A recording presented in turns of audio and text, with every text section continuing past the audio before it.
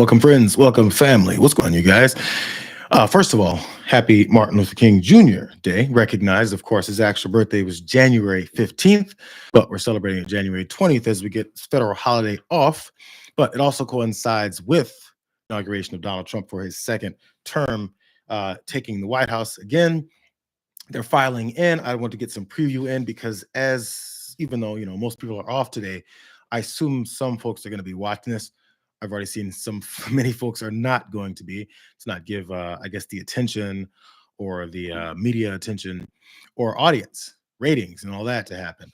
But as we have to keep track of everything that's going to happen with this incoming administration, I think it's important to see what they're saying, what they're doing, and how this whole thing is starting to the middle to the end.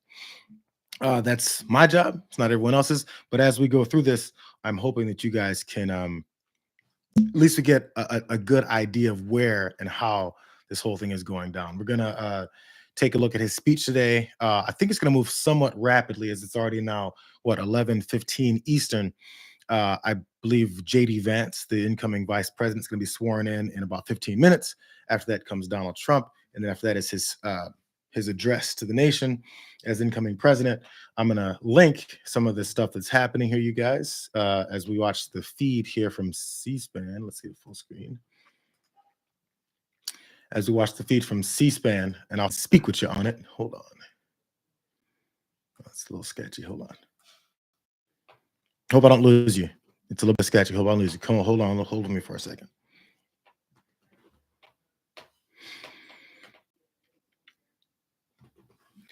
There we are. So they're filing in. They're speaking. I don't have my my comments up from my end. So I noticed last time when I went live, I wasn't able to hear or see much of what you guys were saying. But apparently, I'm going to have to go up and down on the volume on this to see what's happening. Here they're speaking now. I think music is still playing. Ladies and gentlemen, the 43rd President of the United States, the Honorable George W. Bush, accompanied by Mrs. Laura Bush. What you guys will notice, the former presidents that are around will be there. George W. Bush coming in. Bill Clinton came in, of course, with Hillary Clinton. Former President Barack Obama is there solo. We saw him walk in as well earlier without Michelle Obama. We already know that she's not going to be there. Not going to participate in this particular inauguration. I guess people have some feelings about that. We'll see. But as they all come in, I think we'll see that pretty much highlighted. Watch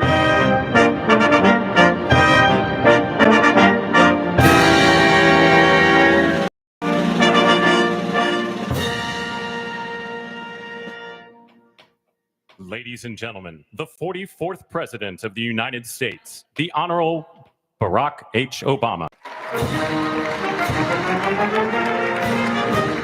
In comes Obama solo, as I was just pointing out. I'm sure there'll be a lot of talk about this. I'm just going to keep an eye on a lot of stuff that goes on as we go through this. The things you can highlight, things you can notice. Hope it's not too sketchy for you guys on that side. I'm not sure if it's C-SPAN or if it's me. But there's Barack H. Obama as he comes in.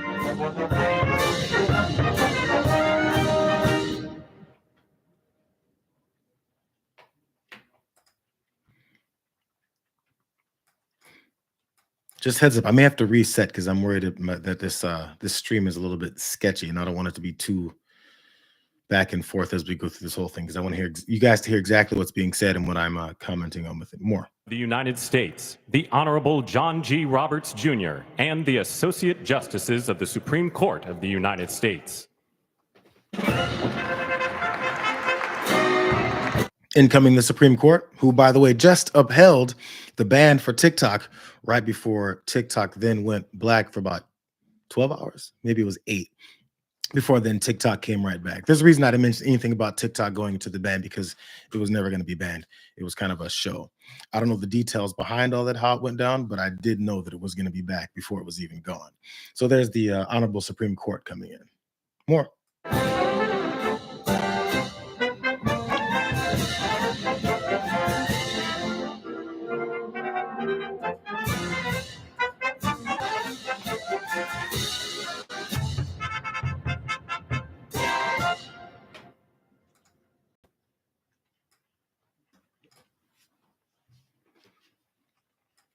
Also, you guys, let me know if it's a little bit sketchy. I may have to restart this stream, but let me know if it's a little bit back and forth. I'm trying to follow, see what you guys are saying, because again, I don't have direct access to the comments here, so I can't see everything you guys are saying as it comes in. I got to go and check on the side.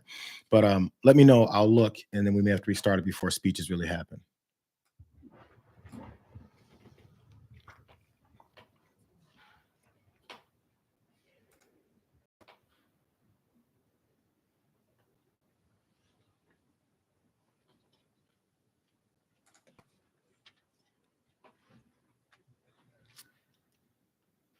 Silence right now.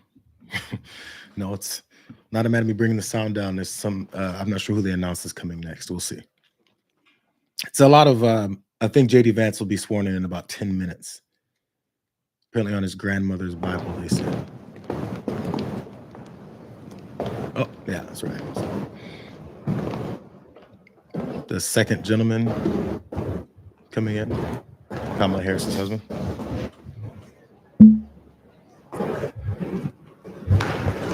Tiffany Trump and Barron Trump.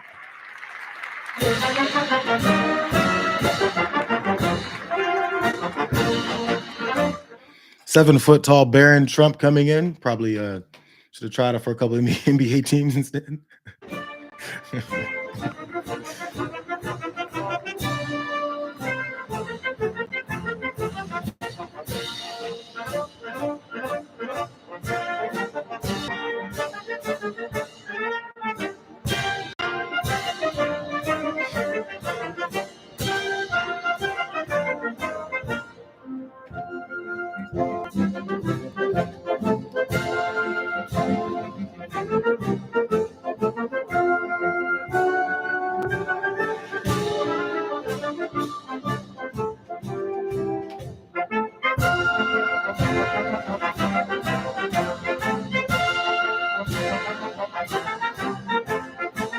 There, Barron Trump standing head and shoulders taller than everyone else there.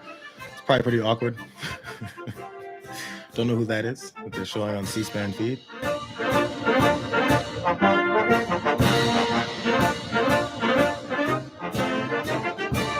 By the way, also there are a lot of his cabinet nominees for all these folks that we've seen going through their confirmation process. Kristi Noem, I believe from South Dakota, formerly. She's there. Of course, all the other cabinet members. They also expect potentially Marco Rubio to get his vote in today for whether or not he'll be confirmed.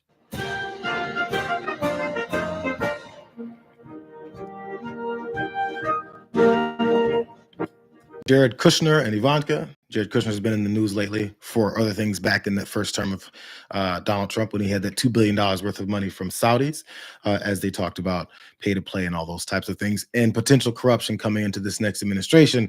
We were reminded of many of the corrupt things that happened during that first one. So there he is. We haven't seen him in a while, nor Ivanka, at least directly in executive types of things or on the campaign trail at all.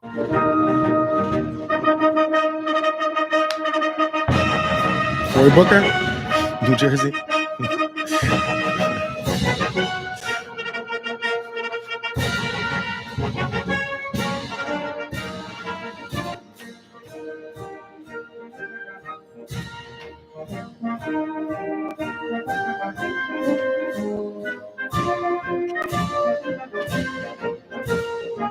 So like I said, I was going to preview this just to let you guys know what's going to happen, and when things actually start going down, come in a little more commentary. The main vein of this, sorry, I'm going to talk over this music. It's pretty loud. The main vein of this whole thing obviously going to be the incoming president speaking, given his, I guess, address to the nation about, I assume he's going to say something about unity and taking the country to the next steps and levels. After that, they go and depart. Everyone leaves in their armored vehicles. And I believe he goes to a supporters ceremony. It should be noted, this inauguration is indoors. They said it was too cold, so they brought it indoors. There's lots of speculation and talk around the actual reasonings behind that. I was actually at Barack Obama's inauguration in 2008, and it was outside as well. Filled the whole mall. It was crazy. I've never been around so many people in my life, and it was 17 degrees. It was 17 degrees. I was in formal suit and everything, and I was freezing my entire ass off. So it's cold every January. Every January when the president comes in, it's always cold, which fed some of the speculation about the reasons why it's been brought indoors, a much smaller crowd. People were saying maybe because of the cold, or maybe because of a lack of support, or his incoming approval numbers. Some of the folks that were saying its potential to not have an embarrassment as far as empty seats or a lack of numbers. Who knows? Honestly, those types of things I'm ready to get beyond even talking about. What we need to do is prepare for the things that he's planning to do and the way that he tries to distract us from seeing those things that they're planning to do. That's the focus I think we have to have coming into this administration. More.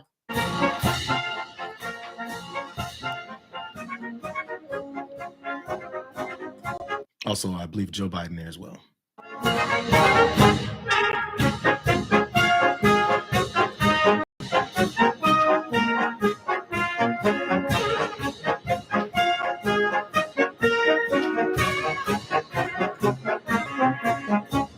I see your comments also, by the way, a few of you guys see. Says the most embarrassing day in recent history. This guy come back to the White House is proof that our country is in such disarray that we will elect a proven, complete, 100% clown. I understood, and I think we can have that energy and understand it, and then also pay very close attention to how he's going to try and implement the things that they're talking about. I think we should pay very close attention to the things that were warned during the campaign and see which of those things do or do not happen, and for reasons why. It's very important, I think. So yes, I'm watching it. It's not even a matter of me watching Let's Be Sad together. I want to see what's going on because I think at this point, even though politicians adopted the word, it's very much time to stay woke and see what's going on. Woke is not what they're talking about when it comes to social issues with folks. Staying woke is being aware of the things that those in power are trying to do to you. It's not brand new. Just because Ron DeSantis used it as a campaign slogan in this cycle does not mean that it just started then. If you know what woke is, it's because folks have had to live through authoritarian regimes that go directly against their values and representing who they are since the beginning of this country. So there's certain folks that know about this, and that's why that term came in the first place. It just became a negative term now for politicians so they can use it to campaign off of because it's a divisive term now. When in reality, it's about being aware of your world around you. So that's what I plan on continuing to do, you guys. More.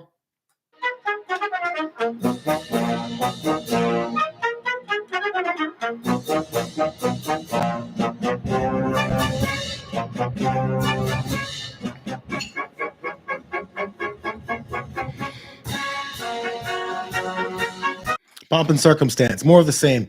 So as they're waiting, I believe, for more of the folks to come in, the official folks that'll be swearing these officials in when then Joe Biden becomes a private citizen for the first time, I believe they said in 5 decades, because he's been in some form of office since forever.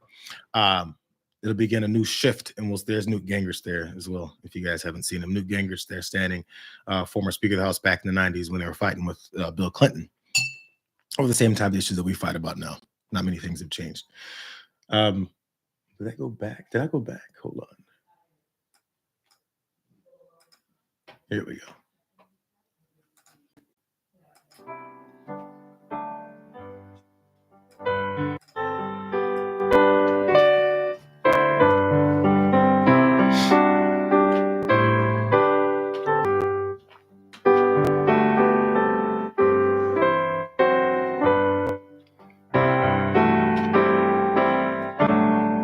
By the way, my assumption for some of the things that'll be said during Donald Trump's speech, I think he's going to come with this energy of, a bit of a veil of, we're going to make America great and it's coming together and we're going to make everyone prosperous. And now it's time to stop with the fighting. And then by the time he goes to speak to his supporters, there'll be time for the fighting and the divisiveness and the energy behind who's supposed to be going to jail and who he's going to go prosecute and all that stuff. That goes for that's the red meat for the rally. Since it's the official ceremony that the world will be watching, folks around the world will be watching. Of course, not everyone, because who cares? But what'll be happening is it'll give this is the official thing that we'll continue to see over and over again. So the idea is to give this energy of I'm coming in as Elon Musk. I'm coming in, the shadow president.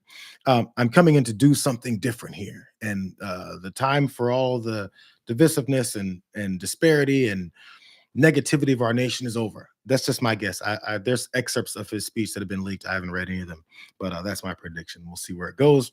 Versus again, you're going to find me replaying a lot of things that they'll be saying at this particular speech if it goes in that direction, and comparing it to what it is he'll be saying once he's actually in the White House and actually begins implementing his policy. Remember, this is basically day one. There was day one promises, there's week one promises, there's month one promises.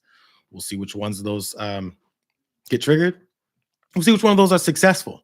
Because let's be honest, as we see Republicans also controlling the Senate and the House, that still has to happen. They have to come. There's executive orders, of course, but a lot of legislation still has to go through all these Republicans, and we'll see which ones of them continue to just kowtow and bow to everything he wants.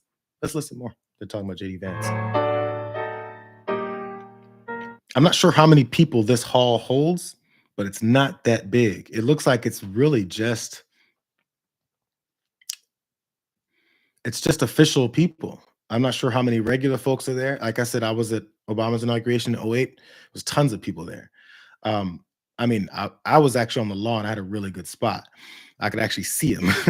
But it doesn't look very large at all. I would guess, I'm not good with crowd numbers or the size of this room, a couple hundred at best. But they're warm.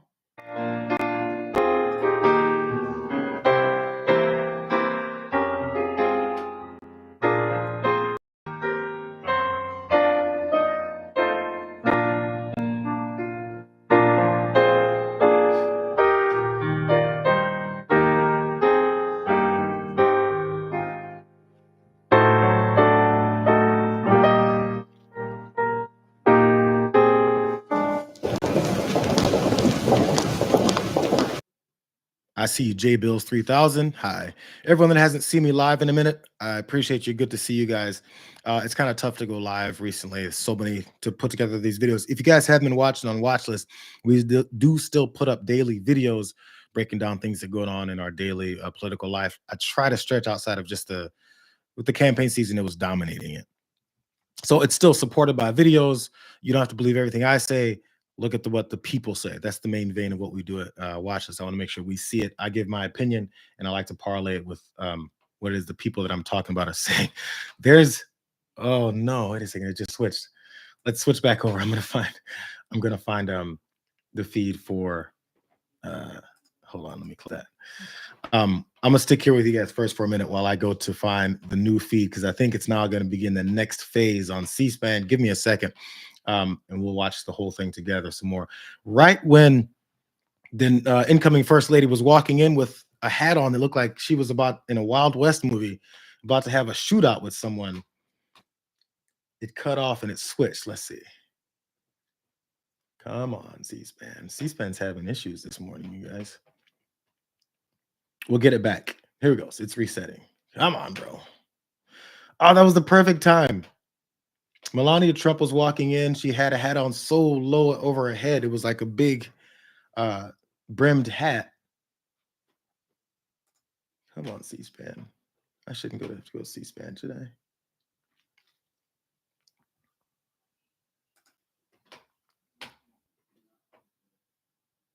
It's gonna come back in a second. So anyway, I wish I hadn't missed. Melania coming in. It was just happening. It ads to go through on C-SPAN. But anyway, it's as everyone's talked many times about, wives of presidents and who showed up, who didn't, as we saw many times on the campaign trail. Melania didn't have much to do with the campaign, and then today, there you go. And then today, Michelle Obama didn't show up. I think we all know why. She doesn't play that game. And as people were talking about what a disastrous candidate and what they figure this president will be, many people have started kissing the ring. We saw Barack Obama also chuck it up with him at Jimmy Carter's funeral. And many people had things to say about that. Honestly, I don't care. But Michelle Obama appears to be sticking with what she believes. And there's no reason for me to celebrate this type of thing. I don't know if that's what she even said. That's been my assumption of the reason why she's not there. So I'm sorry if I'm wrong on that. But that's the energy a lot of people are singing behind it. This guy singing is Democratic leader Hakeem Jeffries comes in. And then President and Vice President Joe Biden, Kamala Harris.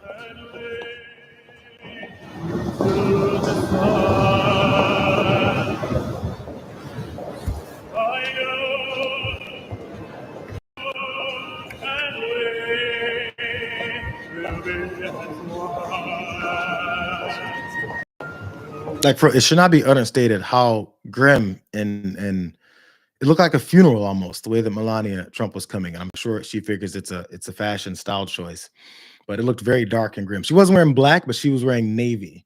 Maybe I'm sure she'll be on camera multiple times. I'm not sure if she's going to take her hat off. You know, it's part of the style choice. It's a very deep blue, white brimmed hat. And a white stripe across the top of the brim of the hat, but it looks like it's got sharp edges. Like, you know, do you guys ever? Oh, here's JD Vance. Do you guys ever play? What was the game? Mortal Kombat back in the day. And then sometimes Raiden would, I think he'd kill you with his hat with the fatality. It looked like it had sharp edges and it would cut your neck off. That was the vibe I got. It wasn't the same kind of hat, but it definitely had some edges that looked kind of sharp. Here's JD, still singing.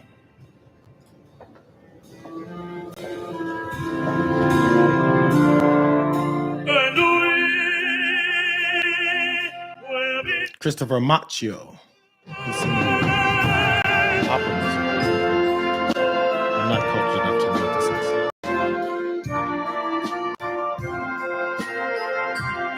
I really want to get another shot of Melania. It cut off right when she was walking his shot.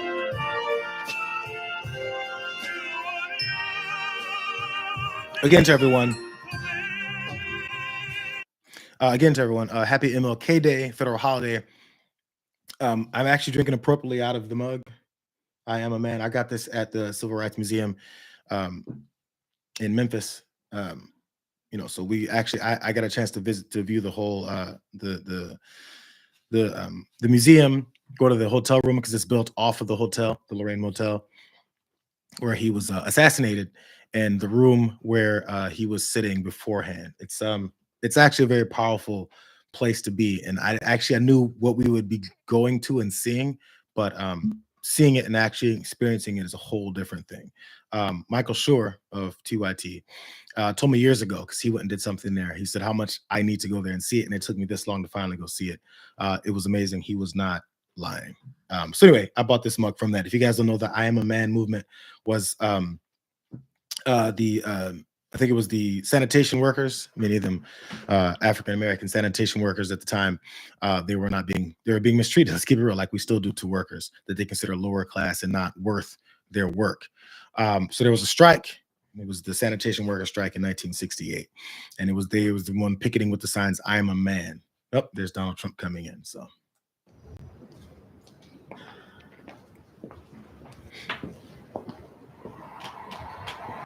And these are folks outside somewhere, I assume. Capital One Arena. It's a watch party. Because he's inside and everyone else is outside. The regular folk are outside. Sorry, if this is too loud over what I'm trying to say. The regular folks are outside. I believe it's a pretty good indication. It's a good illustration of what the ivory tower versus the common folk may look like in this administration. I'm gonna try and use more terms like we'll see and may look like, because who knows, right? I'm just going off of what was said, what was promised, and what we saw the first time around. If he pulls a complete 180 and decides not to do any of the things that he promised to do, I will point that out. But if he does none of the things that he promised to do, there's gonna be a lot of people upset because that's what they said they voted for. It's got to be one or the other, bro. It's got to be one or the other. It's going to be hate, division, and militaristic authoritarian rule like he promised, or it's going to be normalcy and maybe even reaching out and representing Americans and citizens, using our taxpayer dollars for what we need them for. But right now, everyone outside, that's the plebes outside, are very happy to not be anywhere near their president. Like I said, I went to Obama's. I was pretty much near it. There's tons of people that were near it because he represents the people. Ladies and gentlemen, escorting the President of the United States and the Vice President of the United States, ranking member of the Joint Congressional Committee on Inaugural Ceremonies, the Honorable Deb Fischer, House Democratic Leader, the Honorable Hakeem Jeffries, and Senate Majority Secretary, the Honorable Robert Duncan. I think I heard boos. I'm not sure who from inside this little room, or if they're taking also audio from outside at the watch party. But it's, if it is from the watch party outside, it sounds like it's a Bills Ravens game or something, which again is a big part about how we got to the point that we are in this country, that politics and let's see what happens with the Vice President. Kamala Davy Harris.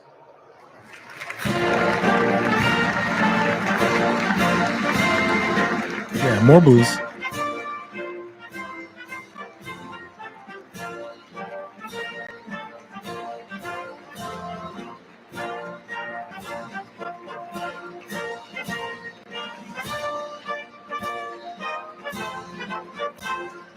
And I've said this before too, like a lot of folks, since the election was over and Trump won, there's been a lot of victory speeches, like it's over. Basically like, yo, we won, you lost. And that's the end game for a lot of these folks. You have to have someone represent you still. So you won what? Because you're not in the White House. You're not getting paid all this money. You're not making foreign deals for your family to make more money off of. By the way, that's not hidden. This isn't some kind of conspiracy. You're not winning as far as those. You're not winning financially yet, if you expect to. Your grocery prices have not gone down yet. Your gas prices have not gone down yet. The promise for tariffs and all that may be implemented. Doesn't really make much sense. I honestly don't think that's going to happen, because it's going to be really hard to pull that off. But the winning, what do you expect to win? I don't know if enough people are being asked that question, or if they're thinking about it themselves. They feel like they just won something. Ladies and gentlemen, the Vice President-elect of the United States, the Honorable J.D. Vance.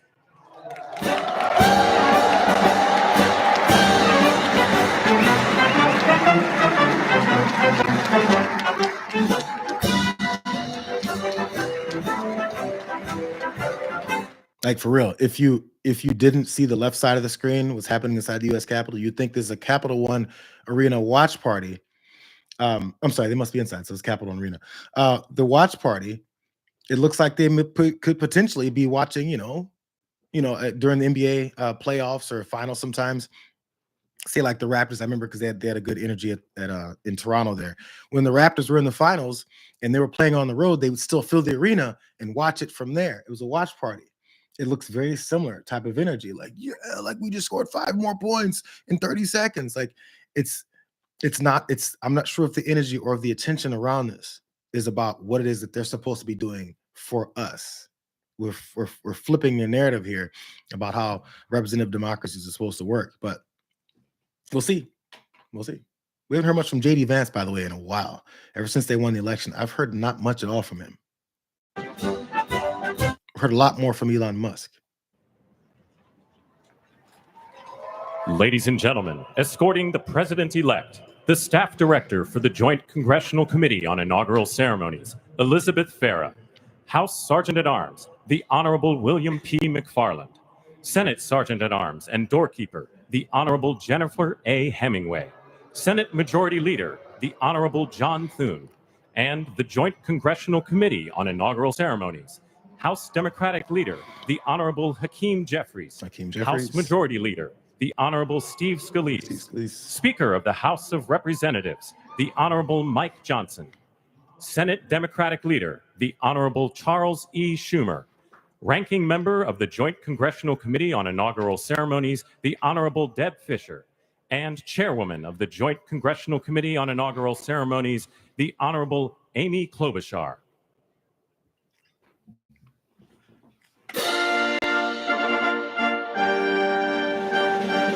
Democratic and Republican officials coming in, legislative officials and leaders of both parties just came in. You saw them announce, all of them, from Amy Klobuchar to Hakeem Jeffries to Chuck Schumer, Speaker of the House Mike Johnson, all those folks. There was a few more in there. I'm blanking on who all they were. It was like 8 people that rolled in. And now more presidential music. Or the President-elect of the United States, the Honorable Donald John Trump.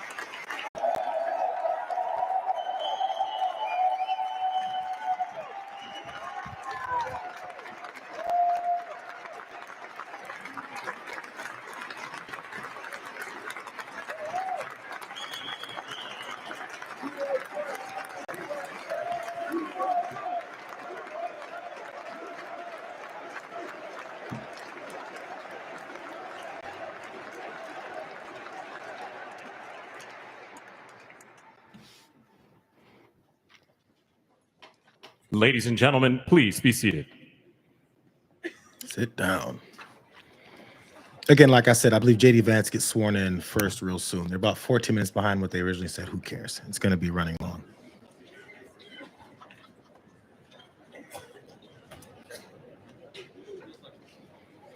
Again, I understand there's potentially going to be a lower number of folks watching this today. Just, why let your energy be taken by this, especially on a federal holiday when many folks have it off, but also many don't. I'm watching and I'm keeping track. I got to chronicle everything that this president does, says, and goes forward with as we embark on this Please new welcome administration. the chairwoman of the Joint Congressional Committee on Inaugural Ceremonies, the Honorable Amy Klobuchar. Democrat Amy Klobuchar. Good morning, everyone. Welcome to the 60th presidential inauguration. Today, President-elect Trump and Vice President-elect Vance will take their oaths of office, and we will witness the peaceful transfer of power at the heart of our democracy. Democrats are saying peaceful a lot with a punch. I think we know why. For the past year, I've chaired the Inaugural Ceremony Committee, which includes the leadership of Congress from both parties. We thank the committee and Capitol staff and law enforcement who worked so hard over the last year, and especially the last 3 days. You've done a beautiful job, and you have shown grace under pressure.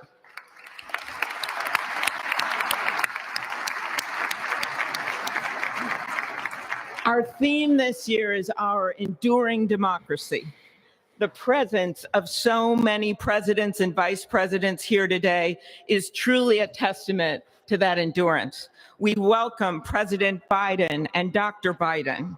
We welcome Vice President Harris and Doug Emhoff, President Obama, President Clinton and Secretary Clinton, President Bush and Laura Bush, Vice President Pence, Vice President Quayle and Marilyn Quayle. The justices of the United States Supreme Court are with us, all 9 of them I counted, and of course, the Trump and Vance families. This ceremony marks what will soon be 250 years of our democracy. It is the moment when leaders elevated by the will of the people promise for our Constitution to cherish and defend it. It is the moment when they become, as we all should be, the guardians of our country. Through war and peace, through adversity and prosperity, we hold this inauguration every 4 years. And today it falls on Martin Luther King Day, a further reminder that we must strive to uphold the values enshrined in our Constitution, the freedoms, the liberties, and as is inscribed on the entrance of the United Supreme Court, equal justice under law.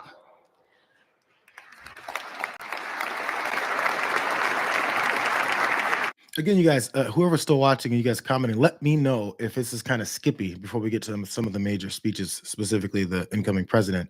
And I may have to restart this stream if it's a little too choppy for everyone. Ordinary people doing extraordinary things. President Kennedy, who at one point worked as a senator in this building and would often walk through this very rotunda, once said, "In a democracy, every citizen, regardless of interest in politics, holds all. One of us is in a position of responsibility. With that responsibility of citizenship comes an obligation not to seek out malice, as President Lincoln once reminded us, but to view others with a generosity of spirit despite our differences. With that responsibility of leadership comes an obligation to stand our ground when we must and common ground when we can. Klobuchar's talking, send a lot of the fish. Holler at a couple of you guys for a second while this happens. I'm not sure if everyone wants to hear what Amy Klobuchar has to say, but we can jump back in a second if you'd like. But still, what's up to you guys? Some folks just jumped in. Sonia Yvette 81, what's going on? She says, I guess that's what all Americans are. They're sheep for believing in a guy that's all he does is lie. We've been seeing that happening for a while with a lot of folks. Monique Swainpole says, hi from South Africa. What's going on? Smoking a joint, watching this S show unfold. Sorry, guys. Understood. We'll see. We'll see how much of an S show it is. I'm not sure if I can cuss here on a live, so I won't, just in case. And I see what you're saying. I am Myriad. The audio is good here. I was asking you guys to let me know how choppy it is. I'm not sure. It's back and forth. Sometimes it's good, sometimes it's bad. I have a direct wire connection. Not sure what it is. I'll try and close out a couple and I'll see if that helps, but we'll see. I think Amy Klobuchar is finally done. No, she's still talking.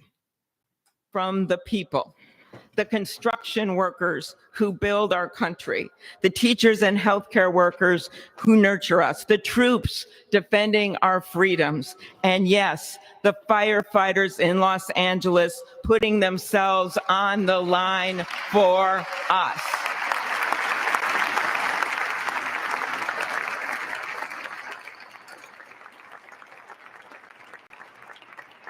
Our democracy's strength and grit must match theirs. May God bless our nation. Thank you.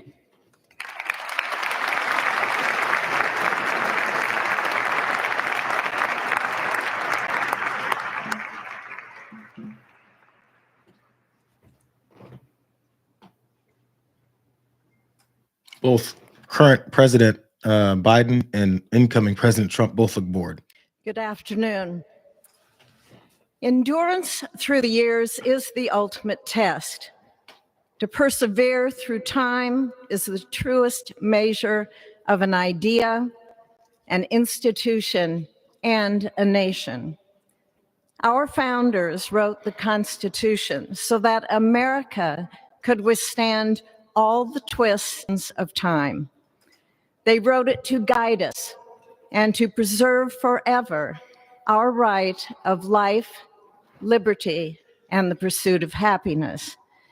But as much as the truths and principles found in our Constitution remain the same, our democracy promises the American people the power to change.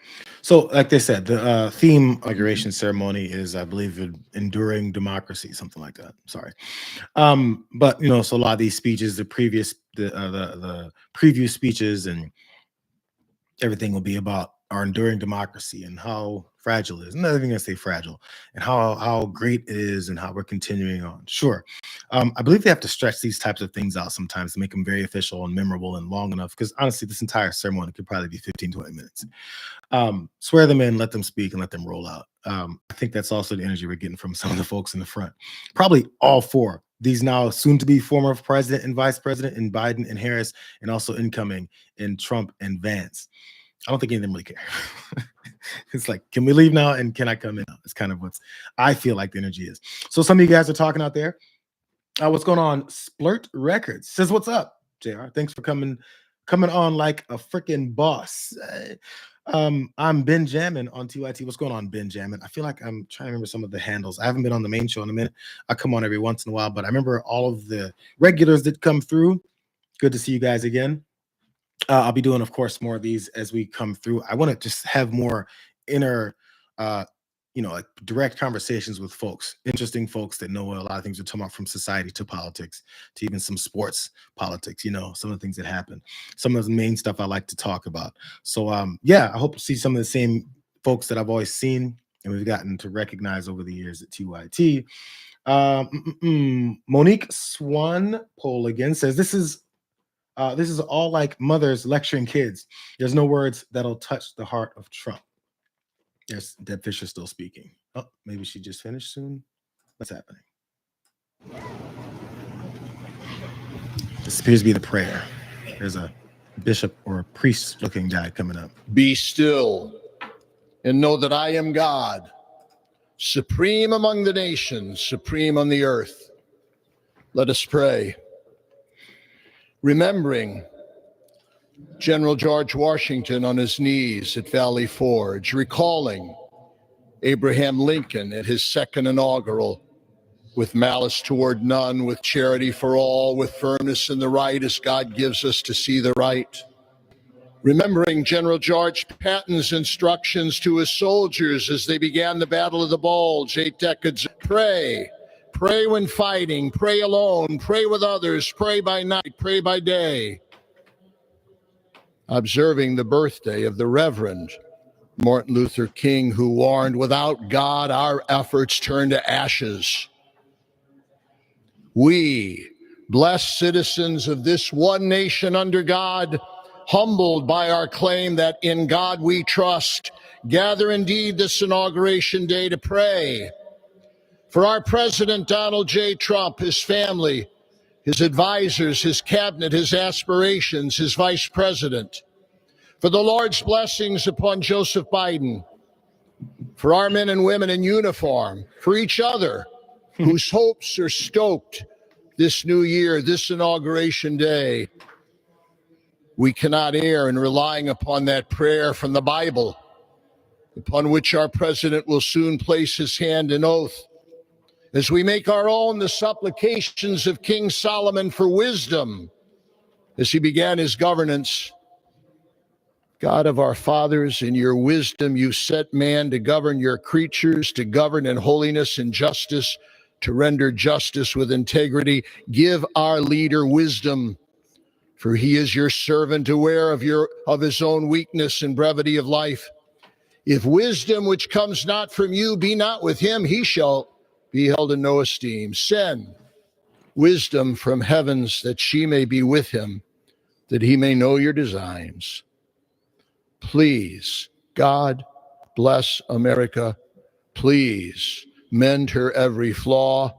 You are the God in whom we trust, who lives and reigns forever and ever. Amen.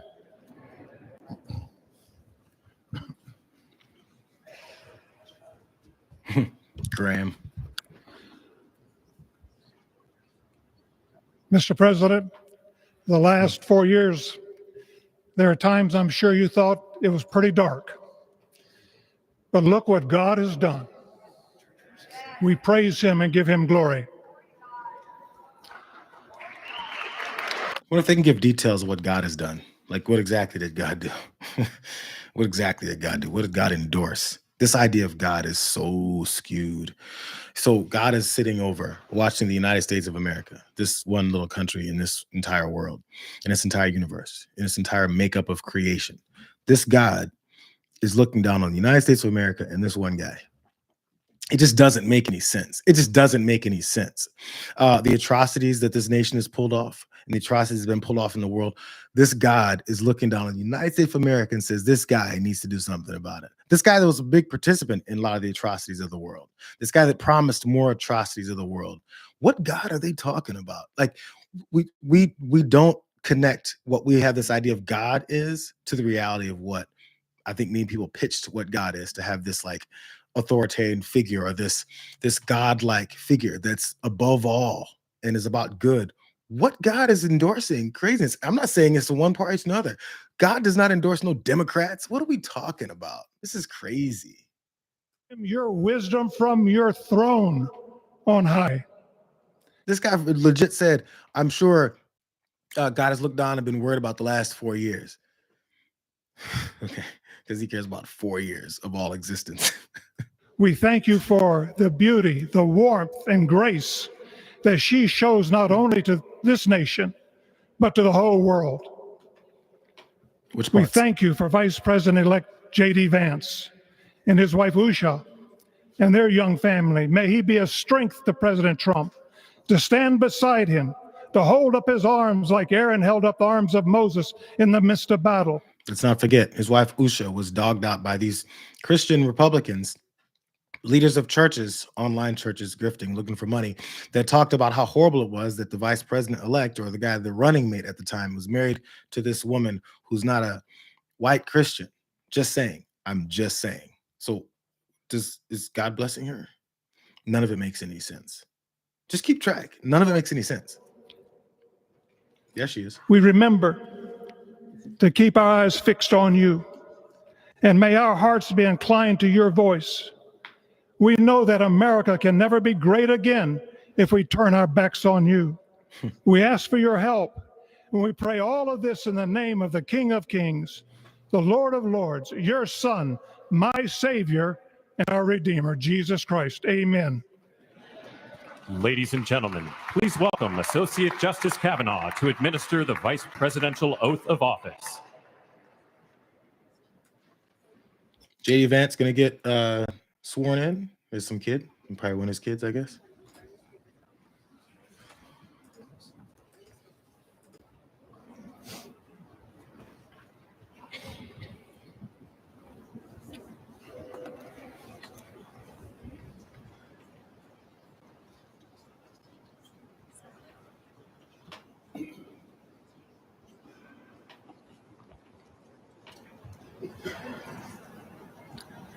J.D. Vance and his children and his wife coming up to get sworn in. Please raise your right hand and repeat after me. I, James David Vance, do solemnly swear I, James David Vance, do solemnly swear that I will support and defend the Constitution of the United States that I will support and defend the Constitution of the United States against all enemies, foreign and domestic, against all enemies, foreign and domestic, that I will bear true faith that I will bear true faith and allegiance to the same, and allegiance to the same, that I take this obligation freely that I take this obligation freely without any mental reservation without any mental reservation or purpose of evasion, or purpose of evasion, and that I will well and faithfully discharge and that I will well and faithfully discharge the duties of the office on which I am about to enter. So help me God. So help me God. Congratulations, Mr. Vice President.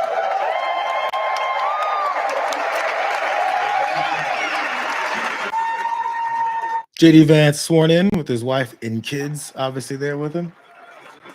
We'll see if he follows that oath. A lot of rich and powerful people in the audience. We saw Jeff Bezos. Sorry, guys. Saw Jeff Bezos stand there behind him. I believe that's also the owner of the LA Times, I think, if I remember his face correctly. Lots of billionaires there. Justice Roberts to administer the Presidential Oath of Office.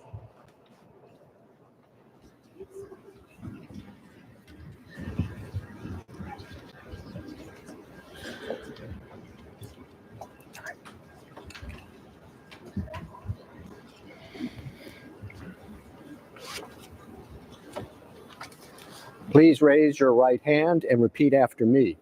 There's I, Melania with the Donald hat. John Trump, There's her do hat. solemnly swear I, Donald John It's Trump, your do eyes. solemnly swear that I will faithfully execute that I will faithfully execute the office of President of the United States the office of President of the United States and will, to the best of my ability, and will, to the best of my ability, preserve, protect, and defend preserve, protect, and defend the Constitution of the United States. the Constitution of the United States. So help me God. So help me God. Congratulations, Mr. President.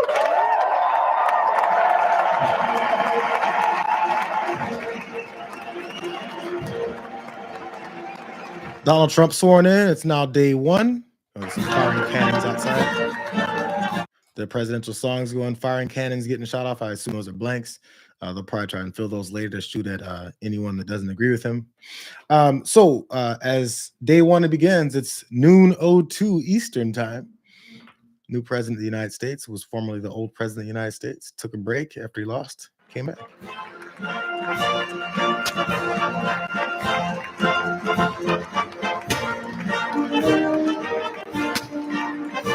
I see an entropy, Corsi. Glad that was fast, but it's not over. I believe he's speaking in here. There's got to be an address or something coming forward from Donald Trump. As we know, presidents speak on the day of the inauguration.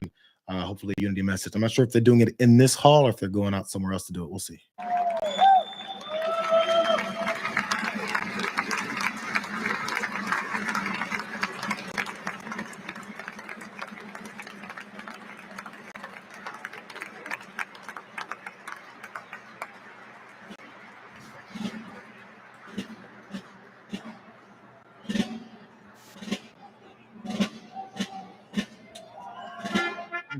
Capital One Arena.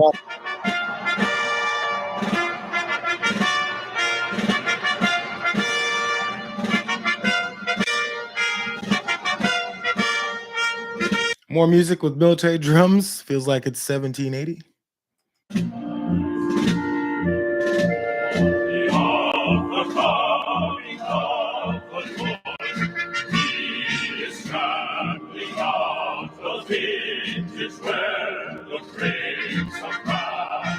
People stand in the hallways, watch how many people get bumped by these military guys coming in and singing. I've seen 2 already. Get out the way, bro.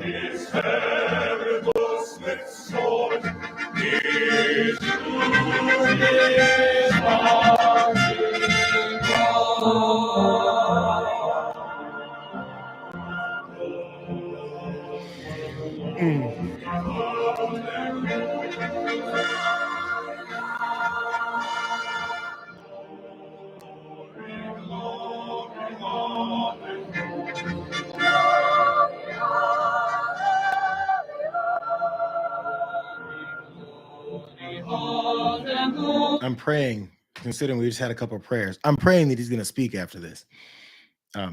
Again, I know, I get it's the ceremony. It has to be a ceremonious thing. It's a president of the United States. I get it. Happens at all these inaugurations. Let's not act like it's something that just happens here. It's a little long. The watchfires of they have built an altar in the evening dews and damps. I can read his righteous sentence in the. I do want to find out which folks are allowed into the actual U.S. Capitol halls for this. If it really is just officials, if it's just representative, elected officials and all of those folks around them and families, like this, the military glee club here and all that, or if there's any folks that are just came into town from Nebraska, if they let anyone in, if there's some kind of high level of folks that can come in, who knows?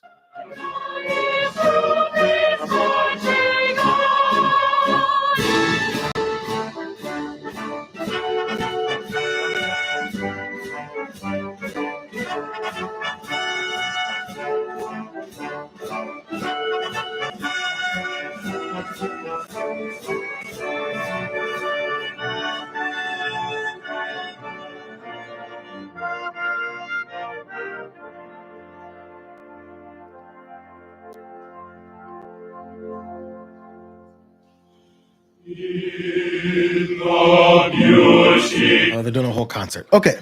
I see you talking. Intrafi Corsi, a veteran. Thank you for your service as usual. And a woman. Good to see you. I think you noticed when some of the Glee Club came in with the women, they were singing as well. I was wondering that. I said, is this going to be a bunch of guys singing?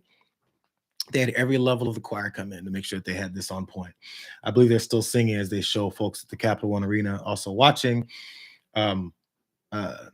With not even concerned, but just there's one guy who's very much into it. Again, I believe the incoming president will speak after this, then move on. The bigger speech really might be, or his supporters' speech, wherever he may go afterwards. Folks had rundowns of the way that this day would go.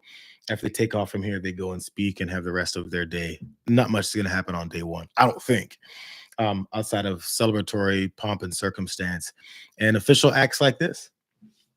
The clapping has resumed. Are we going to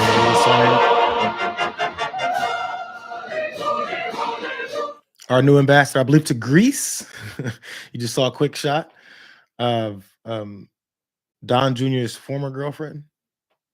She's off to Greece after this. She probably just came back from there just for this now.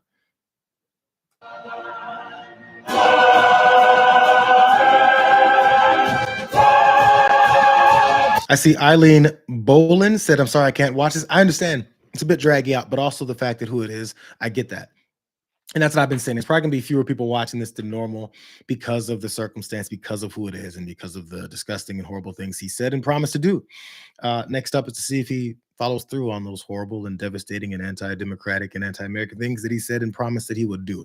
That's what's up next. And also to see if our other elected representatives that are supposed to have their positions as legislators And as, let's keep it real, justices and judges in our system continue to uphold their oath to the Constitution as well. Everyone has been sworn in.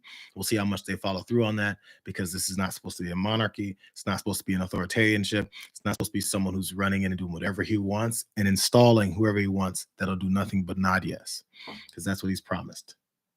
I'm just saying what he said. Introduce to you the 45th and the 47th President of the United States of America, Donald J. Trump. Here he speaks. I think.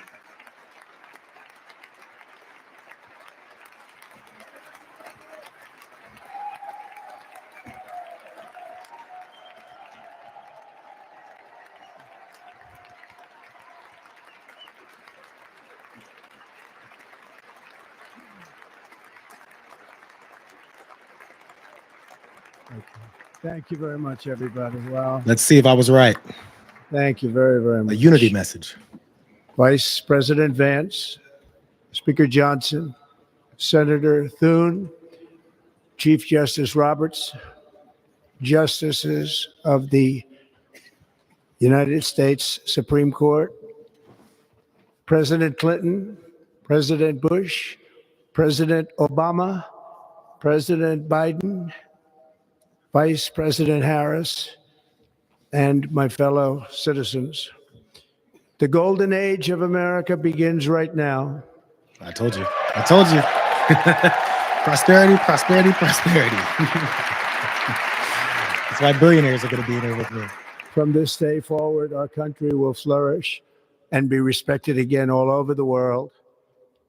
We will be the envy of every nation, and we will not allow ourselves to be taken advantage of any longer.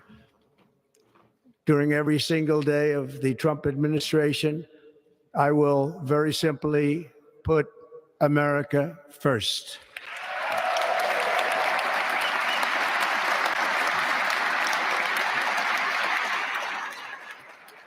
Our sovereignty will be reclaimed. Our safety will be restored. The scales of justice will be rebalanced. The vicious, violent, and unfair weaponization of the Justice Department and our government will end. So far, I'm wrong. So far, I'm wrong. Very divisive. And our top priority will be to create a nation that is proud, prosperous, and free.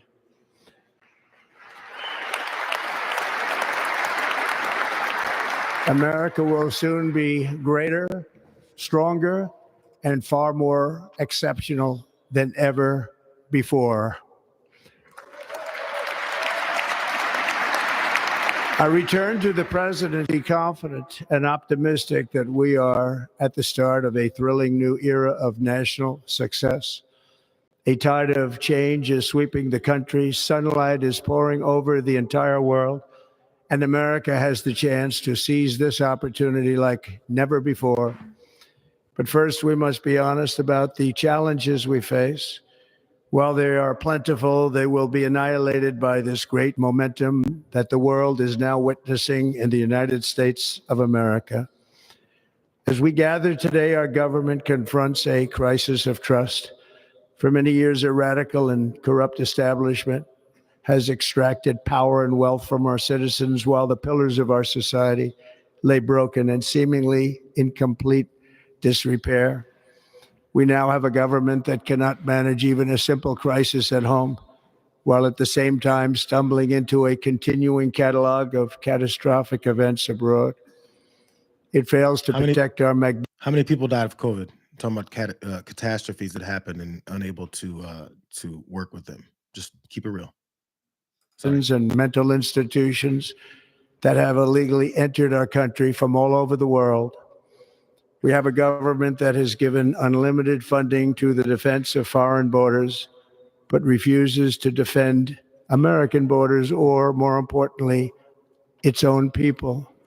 Our country can no longer deliver basic services in times of emergency, as recently shown by the wonderful people of North Carolina, been treated so badly.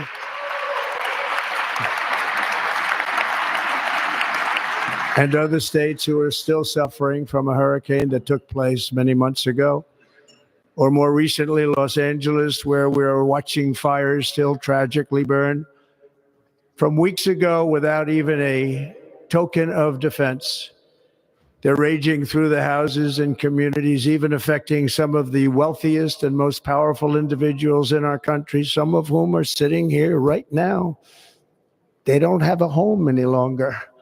That's interesting. But we can't let this happen. Everyone is unable to do anything about it. That's going to change. We have a public health system that does not deliver in times of disaster, yet more money is spent on it than any country anywhere in the world. And we have an education system that teaches our children to be ashamed of themselves in many cases, to hate our country despite the love that we try so desperately to. I thought he just said this country's a piece of garbage and it's a disaster. But he says our education system is teaching our children to hate the country. He's been hating the country since he stepped into politics.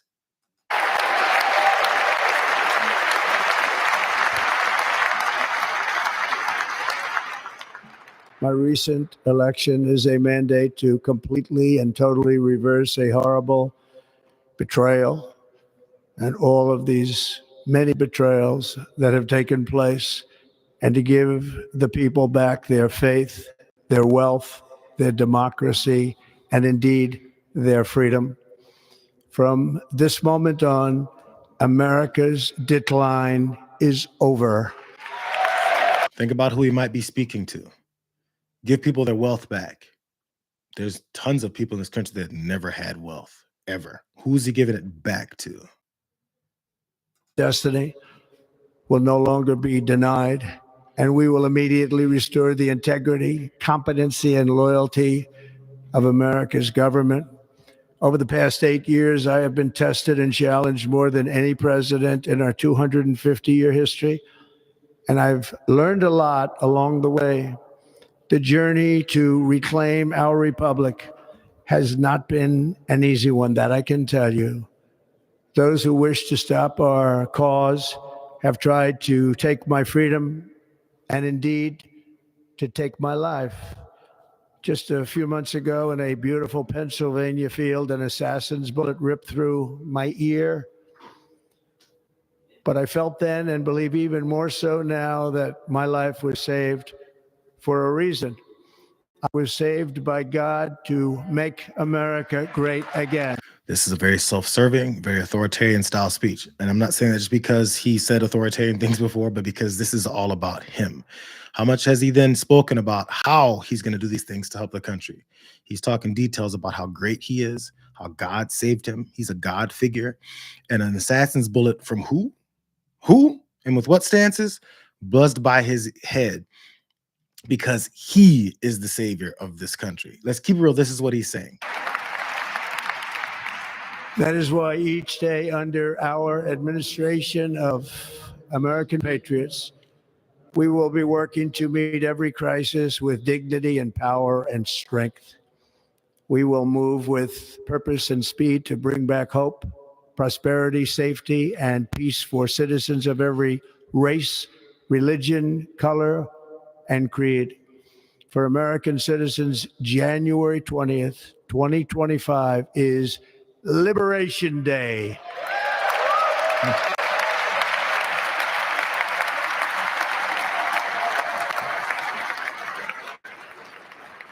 It is my hope that our recent presidential election will be remembered as the greatest and most consequential election in the history of our country. As our victory showed, the entire nation is rapidly unifying behind our agenda with dramatic increases in support from virtually every element of our society, young and old, men and women, African Americans, Hispanic Americans, Asian Americans, urban, suburban, rural, and very importantly, we had a powerful win in all 7 swing states, and the popular vote, we won by millions of people. He barely won. To the Black and Hispanic communities, I want to thank you for the tremendous outpouring of love and trust that you have shown me with your vote. We set records and I will not forget it. I've heard your voices in the campaign, and I look forward to working with you in the years to come.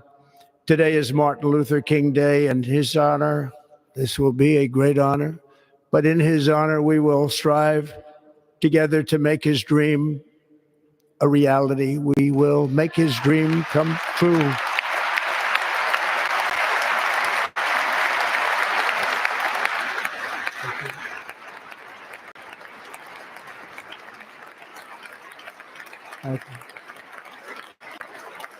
They talk a lot about Martin Luther King's dream. One of his quotes was, "Rioting is the voice of the unheard."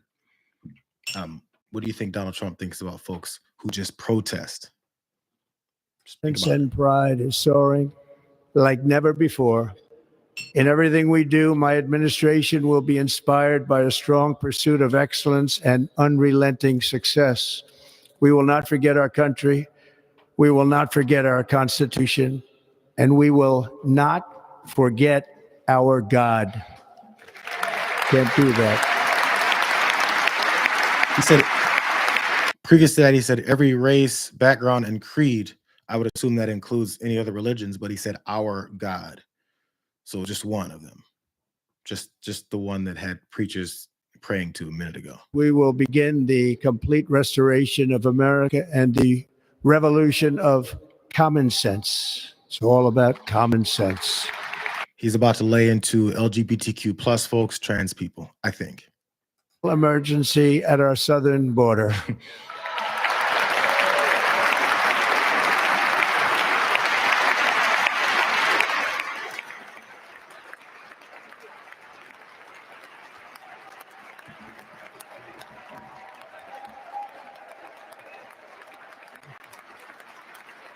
He just talked about the emergency at the southern border, that he made sure there was no legislation, bipartisan Republican-led legislation that he rejected.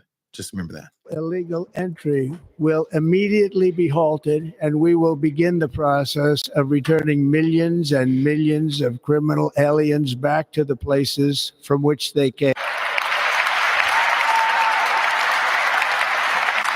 I will end the practice of catch and release. And I will send troops to the southern border to repel the disastrous invasion of our country. It's turning into a rally speech, the invasion of our country. I signed today, we will also be designating the cartels as foreign terrorist organizations.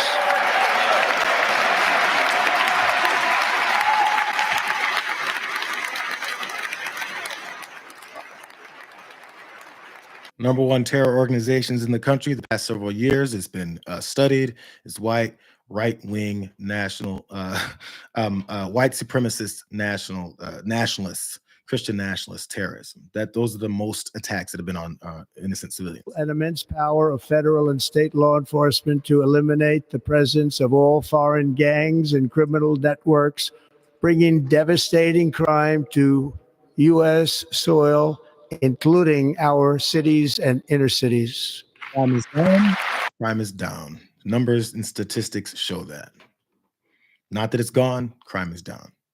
If I have no higher responsibility than to defend our country from threats and invasions, and that is exactly what I am going to do. We will do it at a level that nobody's ever seen before. Next, I will direct all members of my cabinet to marshal the vast powers at their disposal to defeat what was record inflation and rapidly bring down costs and prices.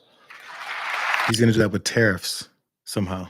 Bring down costs that he just said it's hard to do.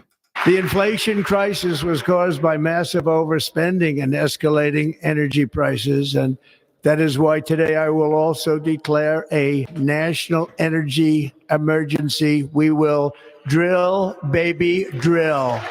One of the main things that many Democratic and more liberal and progressive folks on the side of the aisle had an issue with President Biden was that he was drilling, baby, drilling at levels that no other president has drilled, baby, drilled. It's another lie. It is not lower, it's higher than it's ever been. Studies and reality show that. Manufacturing nation once again, And we have something that no other manufacturing nation will ever have, the largest amount of oil and gas of any country on earth. And we are going to use it. Let me use it. We will bring prices down, fill our strategic reserves up again, right to the top, and export American energy all over the world. We will be a rich nation again, and it is that liquid gold under our feet that will help to do it. With my actions today, we will end the Green New Deal and we will revoke the electric vehicle mandate, saving our auto industry and keeping my sacred pledge to our great American auto workers.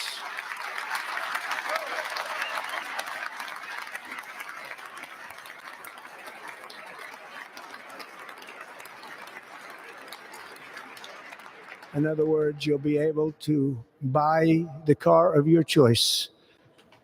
We will build automobiles in America again at a rate that nobody could have dreamt possible just a few years ago. And thank you to the auto workers of our nation for your inspiring vote of confidence. We did tremendously with their vote. Donald Trump and Elon Musk bragged about firing striking workers, and many of those were auto workers that were striking against those automakers and those CEOs that were not negotiating with any kinds of cost-effective things for their livelihoods and also their work standards. To enrich our citizens.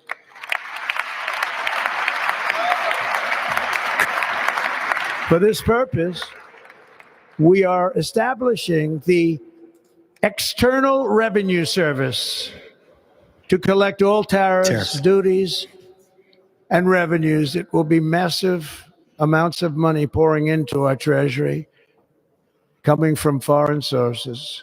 The American dream will soon be back and thriving like never before to restore competence and effectiveness to our federal government. My administration will establish the brand new Department of Government Efficiency. From two guys who just said Americans ain't it. They're too stupid. We can't use them. We need to bring in foreign workers on H-1B visas is exactly what they promised against this particular guy before Doge came in to say the opposite. Constitutional federal efforts to restrict free expression. I will also sign an executive order to immediately stop all government censorship and bring back free speech to America. Listen, this is what this is going to be. These are promises. This is a campaign speech. Bro, you won. This is a campaign speech. These are promises of what he wants to do or what he says he's going to do to get people to support him. You already just said you got all the support in the world, right? How about you tell us how you're going to do these things? Persecute political opponents. Something I know something about. We will not allow that to happen. It will not happen again. Under my leadership, we will restore fair, equal, and impartial justice under the constitutional rule of law.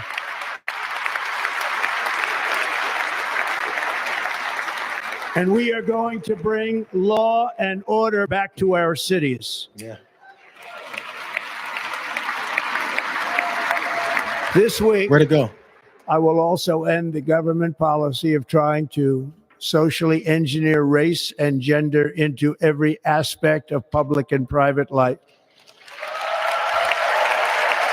The denial that there's divisiveness, division, and discrimination that goes rampant through our country. That's a denial of our reality, of what our society is. Rather than trying to address those ills, is to ignore that it ever happened. Similar to they did with anything that's ever happened in the history of our country. To deny it and then just move on and keep it the same way. Of the United States government that there are only two genders, see, I told you male and female. So as they say, we're going to make this a direct declaration of male and female. What does that mean? Then what's going to happen? After you make that declaration, what will happen? Let's see if he says how that will work. Standing ovations for saying male or female because these folks are in everyone else's pants. I'll reinstate any service members who were unjustly expelled from our military for objecting to the COVID vaccine mandate. With the COVID vaccine that he bragged about bringing about. Don't forget. Him. It's just like the TikTok ban. I'm going to reinstate people who didn't want to take my COVID vaccine because he claimed it, remember? And I will sign an order to stop our warriors from being subjected to radical political theories and social experiments while on duty. It's going to end immediately. Our armed forces will be freed to focus on their sole mission, defeating America's enemies. What does that mean? Maybe he'll get there. I'm just asking before he goes to it. What does that mean? Defeating which America's enemies? And what? Where?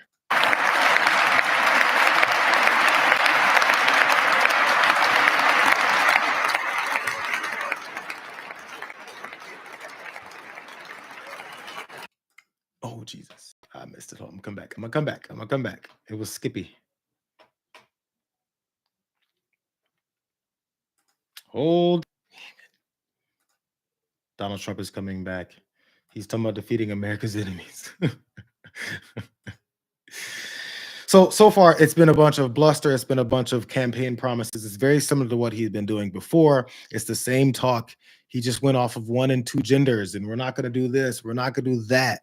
The military is no longer going to be used as some training ground for experimental things. Again, we don't know what he's talking about. You just won, bro.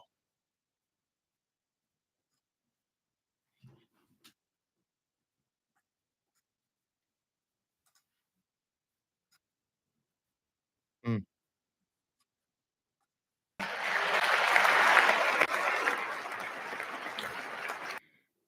Come on, thing. This stream has been horrible. Sorry, you guys. And perhaps most importantly, the wars we never get into. He just promised to fight all our enemies. It keeps pausing here. Come on, thing. But also by the wars that we end, Gotta and get by perhaps this most point. importantly, the wars we never get into. Does C-SPAN not like that I'm saying this? Sorry, because I'm gonna restart this again. Restart this again.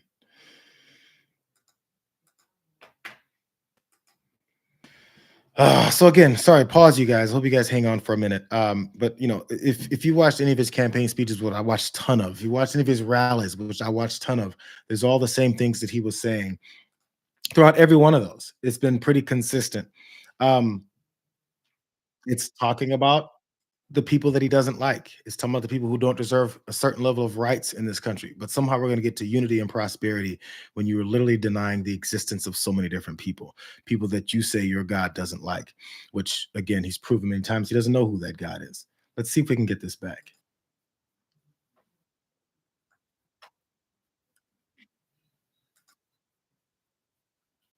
$38,000 lives. Here we go. In the building of the Panama Canal. Oh. We have been treated very badly from this foolish gift that should have never been made. These are campaign speech. This is a Panama's campaign promise to us speech. This is a has been campaign broken. speech. The purpose of our deal, the spirit of our treaty has been totally violated. American ships are being severely overcharged and not treated fairly in any way, shape, or form. And that includes the United States Navy. And above all, China is operating the Panama Canal, and we didn't give it to China. We gave it to Panama, and we're taking it back. How? He just said he's not sending your sons and daughters into any kind of conflicts or wars. Yet at one of his first press conferences after winning the presidency, he said, yes, I will.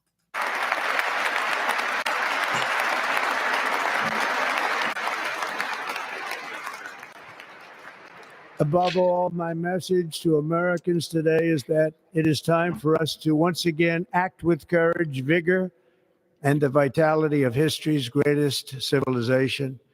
So as we liberate our nation, we will lead it to new heights of victory and success. We will not be deterred. Together, we will end the chronic disease epidemic and keep our children safe, healthy, and disease-free. The United States will once again consider itself a growing nation, one that increases our wealth, expands our territory, builds our cities, raises our expectations, and carries our flag into new and beautiful horizons. And we will pursue our manifest destiny into the stars, launching American astronauts to plant the stars and stripes on the planet Mars. What's the objective there outside of just that image and thought of putting a flag on another planet? Then what? What's the purpose? I mean, maybe there's purpose. He doesn't really say it. And that's the whole point, is to make this guy smile.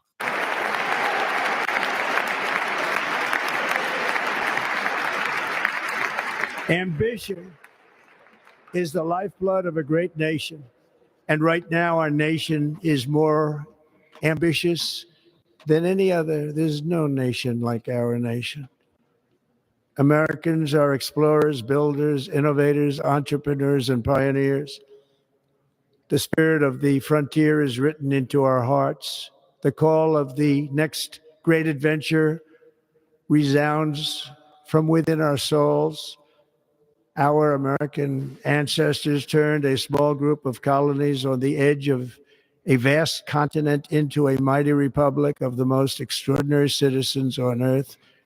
No one comes close. Americans pushed thousands of miles through a rugged land of untamed wilderness. They crossed deserts, scaled mountains, braved untold dangers, won the Wild West, ended slavery, rescued millions from tyranny, Ended slavery. lifted billions from poverty, harnessed electricity, split the atom, launched mankind into the heavens, and put the universe of human knowledge into the palm of the human hand. If we work together, there is nothing we cannot do and no dream we cannot achieve.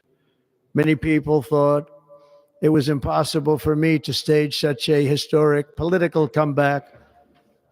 But as you see today, here I am. The American people have spoken. Many of them spoke the opposite direction. So does he ignore those American people? Usually a president comes and says he'll represent everyone, despite what we just went through. He's saying, I'm going to ignore everyone who did not vote for me, which was basically half of the country. And before you now is proof that you should never believe that something is impossible to do. In America, the impossible is what we do best.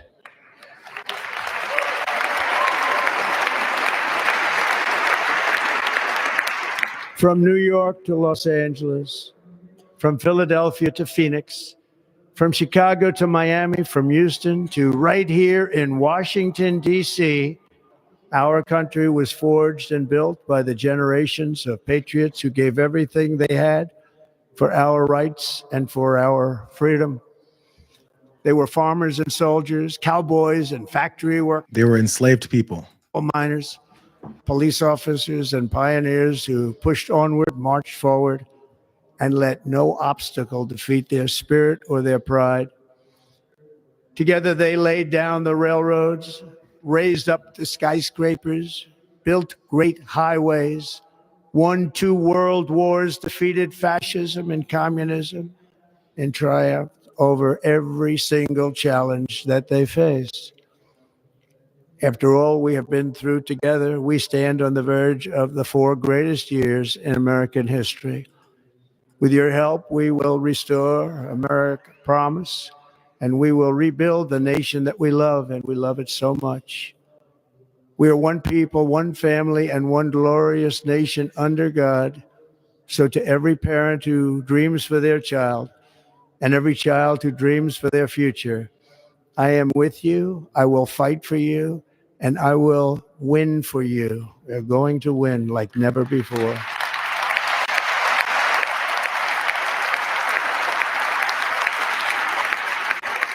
Thank you. Thank you.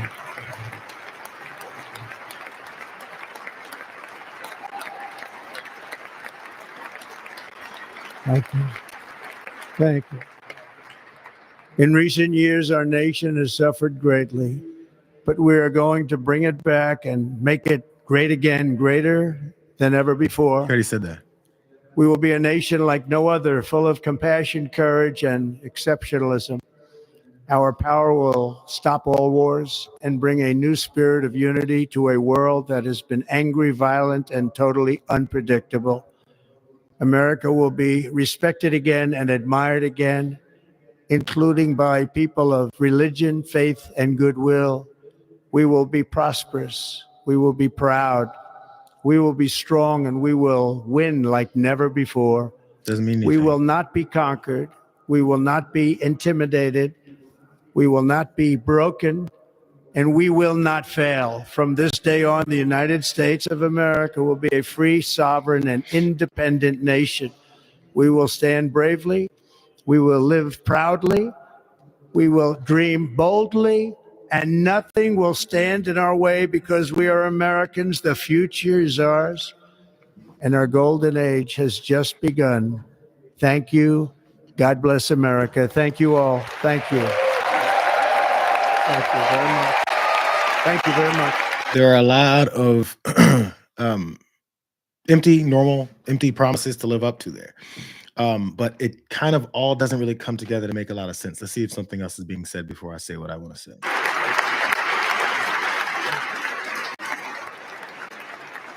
Thank you.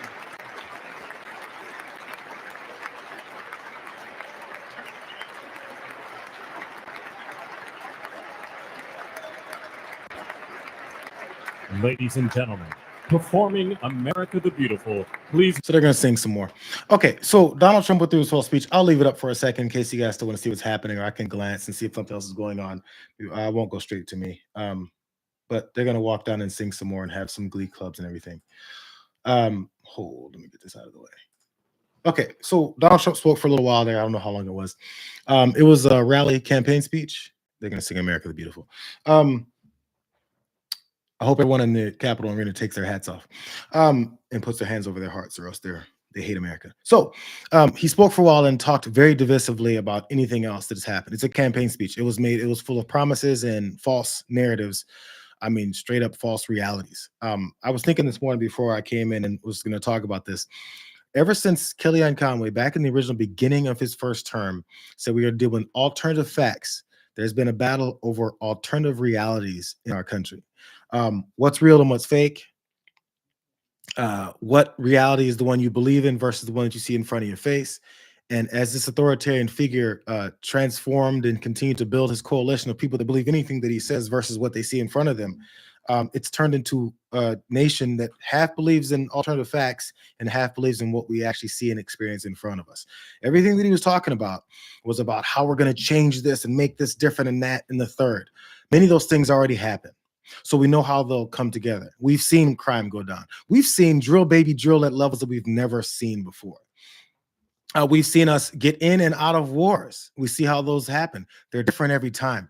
We saw the guy talk about not sending your sons and daughters into more of those wars right before he said, I'm going to go and conquer and expand our territories. He said that in this speech. Expansion. How do you get to expansion from people who don't want to be expanded upon? Maybe you'll fight them. He said that in a press conference. I'm not going to promise that we're not going to actually use our military to fight people. What are you talking about? It's hard for there to be one singular kind of reality when your reality keeps changing to something else that you decided to make it, that you decided to tell us is the reality in this particular moment. I'm going to just guess and say, oh, there's Carrie Underwood. That's who's singing this. I heard that she was going to perform. He's talking about all these different realities and how we're going to get to these places. Right before he mentions how trans folks, LGBTQ folks, minorities who have been disenfranchised and discriminated against in this country, let's keep it real. Before any of that happens, those people don't matter, but we're all going to come together because we can't advance unless we all work together. How do we work together when you're literally talking about people in this country that pay taxes, that expect some kind of representation that they don't deserve to be here? They don't deserve to be represented. They don't deserve to be who they are because of you. One guy who says, I was saved by God. All that was in this, say, 20 minutes of a speech. It doesn't make any sense. If he was going to follow through with all those promises, he would have had to eliminate all of the divisiveness that he engaged in for the past 20 minutes. It was it was a roller coaster of positivity and negativity, hatred and then love, supposed love, but it's only going to be for certain kinds of people. It's so very blatant. But there's the thing, none of that is different. We saw this during the campaign. It was a campaign speech. Bro, you've convinced enough people. They bought it. Now it's time to I guess, give them the product. They bought it. They're waiting for their shipment to come. It starts today. When's the shipment coming to all those people with red hats on? Those people who are crying and raising their hands to the screen of this guy who was saved by God. God cares about the United States of America. The same United States of America, which, by the way, let's talk alternative realities, was built by farmers. They built the railroads. They went across the country. He said all this. They went across the country and conquered. They said they fought, they won the West. From who? Who did those pioneering Americans win the West from? What's to win if there's nobody there? Because he definitely didn't mention anyone being there. When he said farmers built this nation, are we calling enslaved folks farmers now? Are we talking? And he said we ended slavery. How do we end something that we never started? How do we end an institution that we never engaged in? He talked about Martin Luther King and his dream. Why is Martin Luther King's dream is that we're all supposed to live together amongst each other and actually prosper together if there was never any division, if there was never any blatant systematic racism and systemic hurdles put in place for certain people that we deemed lesser than others, that were considered a fraction of a human being, again, for politics. None of that is addressed because, like he said, our education system tells people to not love America. And in that type of mindset, loving America is to not question any of the things that I say it really is and has been. You can't change things unless you address where we've been. You can't just ignore it. Who are the farmers? Who are the farmers that built the country? Who are the farmers that built the country, bro? I'm telling you, let's see if this rabbi is saying. Maybe he's saying something else. Of American prosperity. Guide our schools and college campuses, which have been experiencing such unrest, to inspire the next generation, to pair progress with purpose, knowledge with wisdom, and truth with virtue. Hear the cry of the hostages, both American and Israeli, whose pain our president so acutely feels. We are so thankful for the 3 young women who yesterday returned home, and pray that the next 4 years brings peace to Israel and throughout the Middle East. Almighty God, grant all Americans the opportunity to realize our shared dream of a life filled with peace and plenty, health and happiness, compassion and contribution. Compassion. Stir within us the confidence to rise to this moment. For while we trust in God, God's trust is in us, the American people. America is called to greatness. By who? To be a beacon of light and a mover of history. May our nation merit the fulfillment of Jeremiah's blessing. The like a tree planted by water, we shall not cease to bear fruit. May all of humanity experience your love and your blessing. May it be thy will, and let us say, Amen. To that particular rabbi, I decided to touch on some of the conflicts as Benjamin Netanyahu and his regime continue to murder people. You notice who he didn't mention there? Any of those tens of thousands of people that were murdered that are never going home. We are grateful that you are the one that have called him for such a time as this, that America would begin to dream again.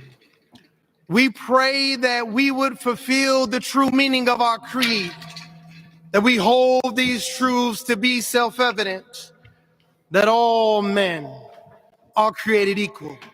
We pray that you use our president, that we will live in a nation where we will not be judged by the color of our skin, but by the content of our character. Or by the genitals that we were born with, or by our gender identity, the way that this guy's judging folks. 47th president. So we would sing with new meaning, my country, 'tis of thee. Sweet land of liberty, of thee I sing. land where my fathers died, land of the pilgrim's pride, from every mountainside. Let freedom ring, and because America is called to be a great nation, we believe that you will make this come true. So let freedom ring. From the prodigious hilltops of New Hampshire, let freedom ring. This guy's overperforming. I know, reverends have their... Let freedom ring. From the heightening Alleghenies of Pennsylvania, let freedom ring. He's overperforming. Snow-capped Rockies of Colorado, let freedom ring. From the curvaceous hilltops of California, but God, we're asking you not only that, let freedom ring from Stone Mountain, Georgia. Let freedom ring from Lookout Mountain of Tennessee. Let freedom ring from every hill and every molehill in Mississippi, from every state, every city, every village, and every hamlet. And when we let freedom ring, we will be able to speed up that day where all of your children, Black men and white men, Protestant and Catholic, Jew and Gentile, will be able to sing in the meaning of that old Negro spiritual, free at last, free at last. Thank you, God Almighty. We are free at last. If you believe where the Spirit of the Lord is, there is liberty. Come on, put your hands together and give your great God great glory.